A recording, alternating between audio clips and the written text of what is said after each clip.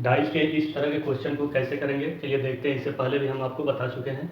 ये आपका एसएससी 2014 में पूछा गया प्रश्न है, ठीक है। जब भी दो डाइस दिया हो आपको और उसमें किसी खास तरह के सिंबल का यूज किया हो और किसी खास सिंबल्स का विपरीत पूछ रहा हो, जैसे इस प्रश्न में पढ़ेंगे तो देखेंगे इसमें क्या कह रहा है, ठीक है।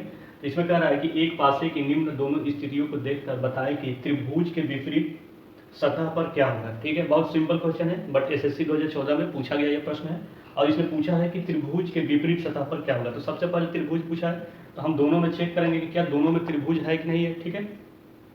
तो देखिए इसमें त्रिभुज है लेकिन इसमें त्रिभुज नहीं है, ठीक। तो इसमें त्रिभुज है इसमें नहीं है, तो इसके लिए क्या करेंगे, तो सबसे पहले एक रूल जान लीजिए कि जब भी इस तरह का पासा दिया हो जिसमें आपका एक खास तरह का यूज किया गया हो, सिंबल हो या अल्फाबेट हो, यानी नंबर सिस्टम उसमें दोनों में नंबर ना हो, तो इस तरह के डाइस को क्या करेंगे जिसमें केवल सिंबल दिया हो या अल्फाबेट यानी एबीसीडी दिया हो, तो इसमें आप ये जान लीजिए कि इसमें केवल एक रूल लगता है, वो है कॉमन रूल, ठीक है। इसमें आपका कॉमन रूल ही लगेगा, ठीक है। इस तरह के क्वेश्चन को आप कॉमन रूल से ही प्रश्न को हल कर सकते हैं।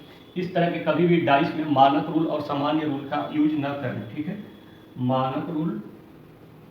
मानक और सामान्य ये दोनों आपका इसमें यूज नहीं होगा, ठीक है। जब भी इस तरह का डाइस दिया हो यानी सिंबल दिया हो किसी डाइस में या अल्फाबेट दिया हो तो ये दोनों रूल नहीं लगेगा, सिर्फ ये रूल लगेगा। और अगर केवल दो डाइस दिया है तो ये आपके लिए बहुत ही आसान है, लेकिन जब दो से अधिक यानी 3 और 4 दिया है तो उसमें आपका टाइम लग सकता है, क्योंकि उसमें आपको डिसीजन लेना ये रहता है कि किन दो डाइसों को लेकर के करना है, ठीक है। लेकिन जब दो डाइस दिया है तो ये आसान है।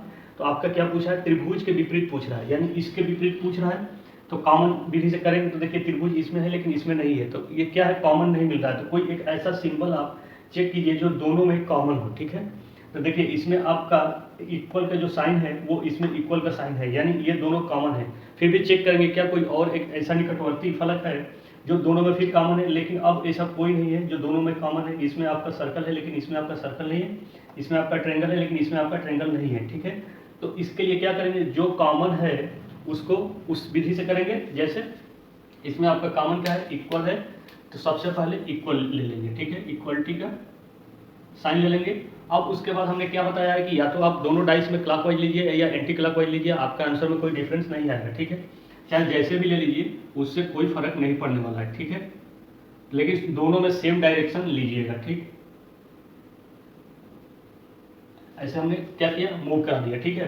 तो अब इक्वल साइन ले लिया पहले का, उसके बाद आया ट्रायंगल, उसके बाद आया आपका सर्कल, ठीक। तो इसका हो गया। अब इसमें चेक करेंगे तो इक्वल कहाँ है, इक्वल यहाँ है, क्योंकि दोनों में यही कॉमन है, तो इक्वल के नीचे इक्वल, ठीक। अब इसके बाद कौन सा आएगा आपका स्क्वायर,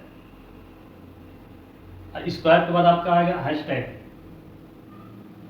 अब देखिए इसमें क्या पूछा है, किसके विपरीत पूछा है, त्रिभुज का विपरीत पूछा है, तो जो जिसके नीचे है वो उसके विपरीत है, ठीक है। तो त्रिभुज के विपरीत कौन सा हो गया, ये आपका स्क्वायर हो गया, ठीक। त्रिभुज के विपरीत पूछा है, त्रिभुज के विपरीत आपका स्क्वायर हो गया, ठीक है।